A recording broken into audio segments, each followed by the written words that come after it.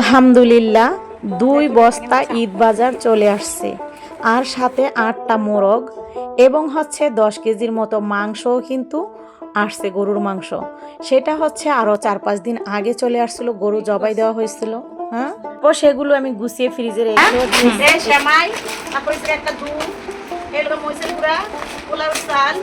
তারপরে এটা পোলা উঠছে, তারপর এটা হলো সেমাই, সেমাই এই লোক লাল সেমাই, হ্যাঁ লাল সেমাই রোস্টের মশলা, এটা লোক কিসমিস, এই যে হইছে মুগ ডাল রোস্ট মশলা এই মশলা খায় হলদি গুঁড়া লবণ চিনি, তারপরে কি স্যান্ডেল সাবান, পরে নুডলস ঈদের ভিতরে জলে বাসা সাবান দিয়ে গোসল করব।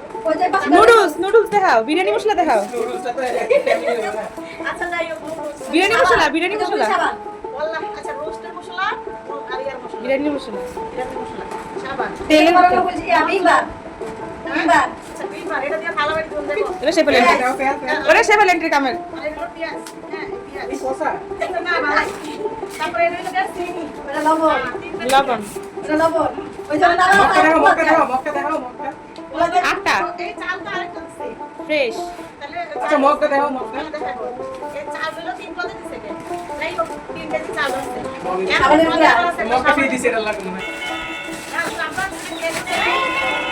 ওই যে লিস্টটা ধরো না, তাড়াতাড়ি কাগজটা ধরো দিয়া লিস্টটা রাখো, লিস্ট এটা কি ভালো আছে মিলা দেখতে পারো, চাইলে দেখো তো তুমি মিলা, তুমি তো বেশি ছয়টা এই দেখো মিলা দেখো এই এটা খাড়া আইছো মুরগি 4 পিস কইরা এই আছে মুরগি 1 পিস করে 8 পিস মুরগি আছে, মশলা আছে 1 প্যাকেট, ঈদের বাজার থেকে পোলাও চাল 2 কেজি, 3 কেজি পোলাও চাল, খিচুড়ি চাল 1 কেজি, ওইটা খিচুড়ি চাল, আলু 5 কেজি, পেঁয়াজ 3 কেজি, তেল 2 কেজি, 2 প্যাকেট, চিনি 1 কেজি, দুধ 200 গ্রাম, কিসমিস পাইছো মগ দিদা, হ্যাঁ মগ তো তোমার ওটা লাগে ফ্রি পাইছে, লবণ 1 কেজি, মুগ ডাল 500 গ্রাম, হ্যাঁ ওইসে আশা বলি এবার তেল রুম সামলা কিছু মুরগি গেছে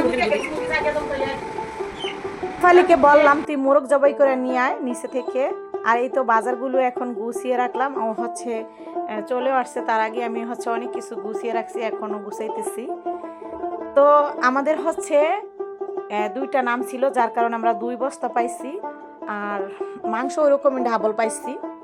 তো 2 নামে যেরকম আসে আর কি, 5 কেজি 10 কেজির মতো গরুর মাংস। তো সেগুলো তো 4-5 দিন আগে গরু জবাই দেওয়া হয়েছিল, 7টা গরু জবাই দিচ্ছে, সেখান থেকে যার যেরকম নামে আসছে আর কি। আসলে বিষয়টা হয়েছে এটা একটা সমিতির মতো, অনেকে নাম দিচ্ছে, তো আমরাও সেরকমভাবে আর কি 2 নাম চালাইছি। তো 2 নামের অনুসারে বাজারগুলো আসছে।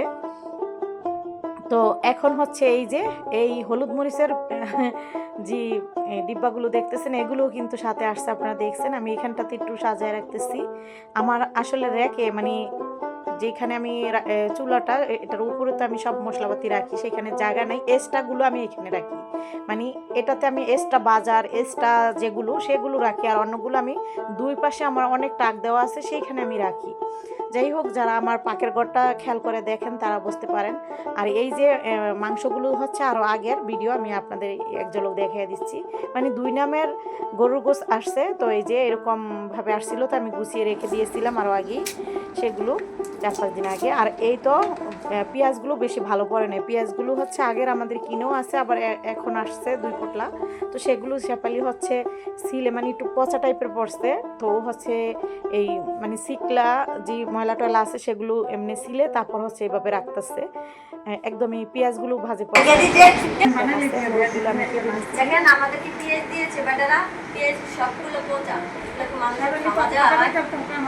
আচ্ছা আপা, বৃষ্টির দিন বারবার বিদ্যুৎ চমকায় কে? বিদ্যুতে বারবার ফসলত মেরে দেখে কোন জায়গায় শুকনা আছে আর কোন জায়গায় ভিজা আছে, বুঝছো? বাজার গুছানো হলো, কোটাকাটি হলো। এই পাশে আমার মেয়ে তো ইফতার আয়োজন করছে, মানে ভাজা পোড়ার কাজগুলো সেরে এখন আবার মোহাব্বতকে শরবত বানানোর জন্য চলে আসছে, বারান্দায় বসে সে তার মতো করে হচ্ছে এই শরবতটা বানাইছে। ইফতারির সাথে আমরা মানে ইফতার খোলার সময় সবাই আমরা খাবো। তো এই যে তরমুজ দিয়ে দুধ জাল করে ঠান্ডা করে বরফ দিয়ে তারপর হচ্ছে এই শরবতটা তৈরি করতে হয়। আর সাথে তো এটার স্পেশাল যে একটা গ্রান্ড ফ্লেভার, সেটা হচ্ছে রোয়াবজা না দিলে কিন্তু এই শরবতটা হয়ই না, জমেই না, খেতে ভালো লাগবে না, রোয়াবজা লাগবে। তো যাই হোক, এই শরবত অনেকেই বানান, অনেকেই পারেন বানাতে, আবার অনেকে পারেন না। যারা না পারেন তারা হচ্ছে দেখে নেবেন আর কীভাবে বানালো। দুধটা জাল করে ঠান্ডা করে ফ্রিজে রেখে দিয়েছিল, সাথে আরও বরফ কুচি দিয়েছে, তারপর চিনি হচ্ছে দিল, সাথে আর রুয়াবজা, এইসব দিয়ে নেড়ে চেড়ে কিন্তু এই শরবতটা তৈরি করতে হয়। আর তরমুজগুলো কিন্তু এরকম ছোট ছোট করে কাটতে হবে। তো দেখুন এখন গ্লাসে রেখে দিবে, একদম ঠান্ডা ঠান্ডা ইফতার, মানে ইফতার খোলার অল্প কিছু আগেই এই শরবতটা রেডি করতে হয়।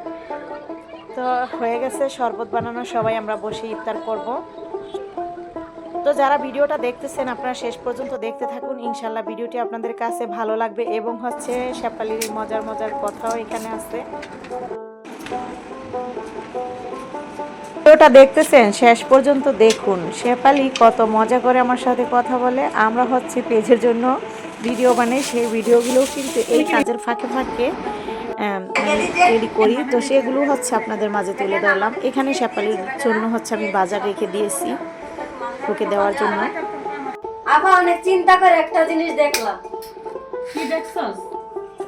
যেভাবে যুদ্ধ চলতেছে, মনে হয় এবার রোজার পরেই হইব, রোজার পরেই হইব। হ্যাঁ, আপনারা দেখুন শেফালি আমাকে কিছু বুঝাইতেছে। আমার কত কিছু দিছে, চিনি দিছে, সেমাই দিছে, ডাল দিছে, তেল। আচ্ছা আচ্ছা, তুই আয়, তোর আর কোনো কাজ লাগবে না, তুই এদিকে আয়। আপনার ডাকে কি লেগে যাইতো? এই যে নে, এই তো আর এগুলো গা, এই ভাতের চাল, বুঝছো? আর এগুলো নুডলস, এগুলো তো চিনি, গুঁড়া দুধ, এগুলো কিশমিশ, এই সেমাই, এই পোলাও চাল, এই ডাল, এগুলো সবজি, এই বেগুন, এগুলো তোর আলু, পেঁয়াজ না পেঁচি দিন করে সাইডে একটা মোরগ, আর এমনি ওই গাছ থেকে মোরগ আনতে দেখছো তো কত দিন, এটি ইয়ারি, আপনার সামনে ওই আর কানা মোরগ। শেফালি, ঈদের বাজারের সাথে কিন্তু তোর 3টা 3 পিসও দিলাম, তাও আবার সেলাই করে, বুঝলি? ওরা হচ্ছে আমাদের কাছ থেকে অনেক কিছু আশা করে, তো আমাদের সামর্থ্য অনুযায়ী আমরা যতটুকু পারি ততটুকু দিব। ওই তো ওইটাতে ভাতের চাল, পোলাও চাল যা যা দিলাম সবই আপনারা দেখতে পাচ্ছেন। তো ওরা হচ্ছে বড় একটা আশা করে, তো 3 পিস দিলাম, টাকাও দিয়েছি। যাই হোক, আপনারা সবাই দোয়া করবেন যেন ওদের মাঝে বেশি বেশি করে দান সদ্গা করতে পারি এবং বেশি করে সাহায্য করতে পারি। আল্লাহ হাফেজ।